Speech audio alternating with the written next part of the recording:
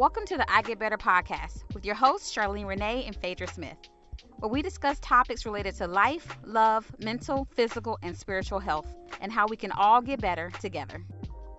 Welcome back to the I Get Better podcast. I'm your host, Charlene Renee. And I'm Phaedra Smith. And on today's episode, we will be discussing how I get better when I let go of jealousy. Yes, that's a good one.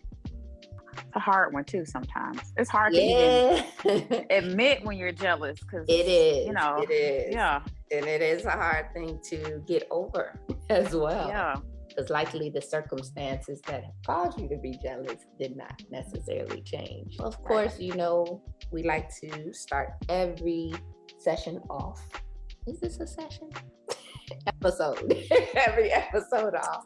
But I went right along with it because I know, we right? used to say a session. I'm in therapy mode right now. Every episode off with the definition of the topic, word, or phrase we will be discussing. So, Phaedra, do you have the definition of the word jealous or jealousy? I do. So according to Webster, jealousy reads as an unhappy or angry feeling of wanting to have what someone else has. I mean, I feel like that's a pretty good definition because it's coming from a negative place. So maybe it's some of the words we've used are envious is another word to kind of describe it. Also comes along with resentment or bitterness. Yeah, jealousy and envy. I usually, see those used pretty interchangeably. Yeah, being envious or jealous of someone and what they have, or sometimes maybe what they've accomplished, and not necessarily material goods or things or advantages that you think they might have, or good things happening to them, even for that matter. I think people don't do it on purpose. I don't think that people are just out here intentionally trying to be jealous, like waking up in the morning saying, I'm just going to be jealous today. I'm going to hate on people today. I'm going to be envious today. Like, I think these are feelings that come upon us involuntarily, but it's important that we find ways to work out of them, to release ourselves from these feelings. I agree. I wanted to add something to maybe help us go a little deeper with it, or the listeners to go a little deeper in understanding. One other definition from Psychology Today really talks about how it's a complex emotion, and with feelings that range from suspicion, rage, to fear, to humiliation. Also, this overwhelming feeling, according to Good Therapy, of insecurity about a potential loss or inequity.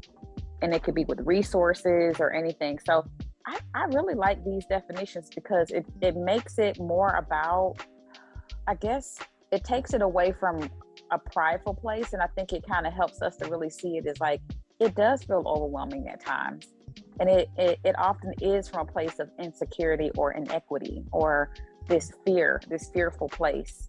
And it can be a complex range of emotions and not just one thing. We often just say jealousy, but that word has to really be broken down to identify really what that is made of in order for us to identify the real problem. Yeah, absolutely. Because if you think it's just thinking that someone has something that you want or coveting of someone's possessions, but it could be that insecurity. And that is a very different experience when you feel insecure or you feel like you're lacking in something internally to be able to get whatever the other person might have. So what do we do with that? What are some of the things that really lead people into jealousy a lot of the time? What are some of the things that you think attribute or have some factor relationship in the jealous feelings arising in someone? Well, I think some of the things that really attribute to that is you not realizing what you really need or want until you see someone else with it. I mean, sometimes that's just a normal thing, but also really being able to sit with yourself, and whether that comes from writing down your goals, seeing a coach or a therapist, to really be able to say, I didn't even realize this is just something that was important to me. and to be honest about it. I think to be honest about where that's coming from, because oftentimes it's from a place of maybe need or desire that you either feel insecure about or you just were really unaware of a lot of times. And so as we hear, like, don't hate the person, hate the game, but to really be able to be happy for the people in your life or not be envious or jealous, I really think really sitting with yourself and figuring out what is it that I really want and I really need. Because if it's something I want to need, then let me figure out how I can be able to get to that, as opposed to being upset that I just don't have it. Right. So that would be more of being inspired by the other person than necessarily being jealous. Right? So saying, oh, I see you have this, maybe that car. I didn't know that car was out. I see it. I like it. I want it. I grind till I own it. Like, just all the Beyonce. So you go ahead and you go and get it for yourself. If it is, but then also, like you said, really verify, is this something you even want? Because I think sometimes we see the life of others now more than ever through social media and all forms of media, and we think that we are supposed to want those things. And sometimes we may go out and get some of those things, and then they don't make us happy and they don't fulfill us in the way that we thought that they would. So really knowing what you want, but then also making sure it is what you want and not what you think you should have based on what other people have, or based on society's definition of what's trendy or what's flashy or fashionable or whatever the case may be. And then being able to be secure about your own needs and wants, and not compare yourself to other people and what they need and what they want or have. And also accept that some things are not for you. Some things aren't for the other people to have, and you won't get them, or they're not for you to have. And so not feeling like you have to have everything just because someone else has it. Yeah. Now we turn it into greed over here. And I think as a business owner, and I'm sure you can attest to this also, the more you grow and mature, you realize, I don't want everyone and everything. That's a lot of work. Mm-hmm. So identifying who you are and what your needs are and what your desires are. And I mean, if you're seeing clients or you have a particular business, figuring out what your niche is, that really alleviates so much of all of this type stuff. You're not envious of anyone because you know what you want. I would send certain clients to other people specifically because that's not my population, and that's okay. Right. So I think that that's where we get into not supporting one another in our communities, because we don't even really know who we are or what we want. Mm-hmm. Yeah. So, and having that mindset of what's for you is for you, and what's for someone else is for them, and not what's for them is for you. Right. What's for you is for you. Because that really will change your perspective if you just adopt that type of attitude about achievements, possessions, advantages.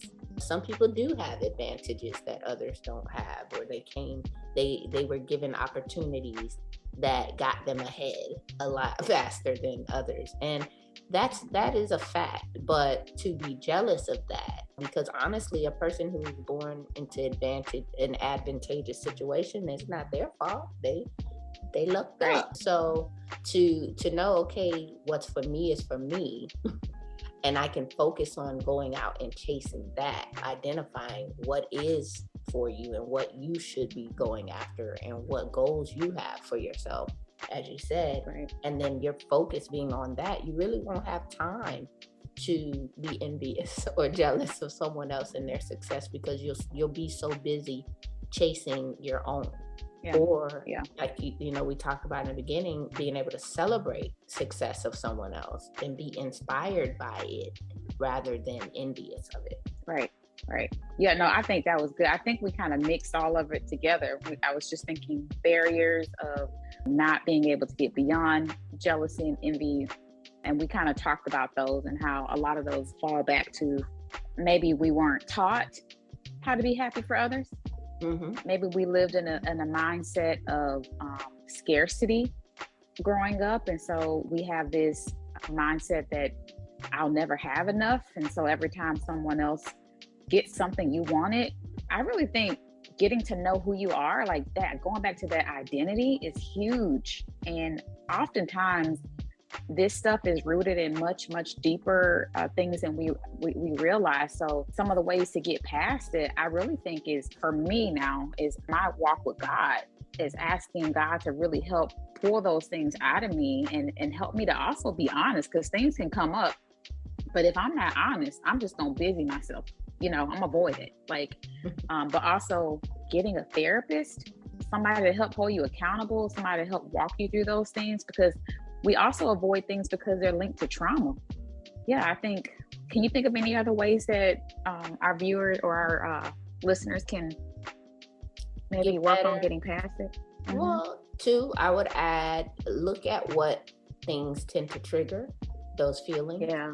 So I mentioned social media because that is a major thing for a lot of people, is that you do see more of other people's lives. And so if you're consuming that a lot, it can go into that, which we had an episode about FOMO, right? Where you fear missing out, and that you can also lead to those envious or jealous emotions as well. So if you are able to see that that is a trigger for you, maybe refrain from some of that scrolling and adding things to your list and adding things to your cart based on something that you've seen.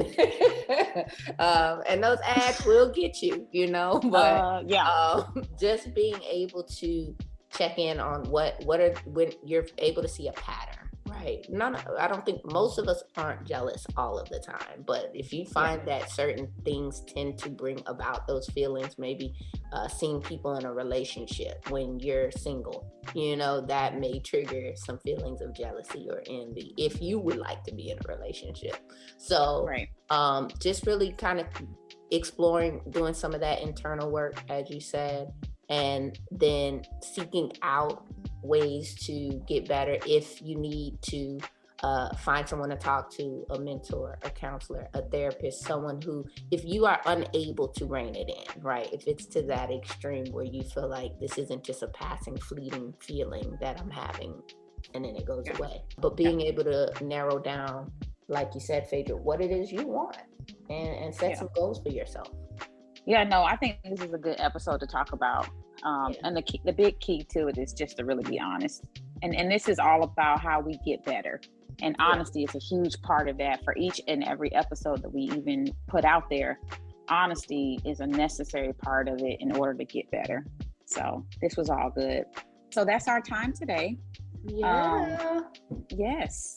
Remember to rate, review, subscribe, send this to your friends, your family members. Right. Share. And we're all on all major platforms. I think this is the type of podcast that you can really listen to over and over, because these are things that we do have to practice getting better at. Until next time, let's keep getting better so we can do better in order to be better. All right. Bye. Bye.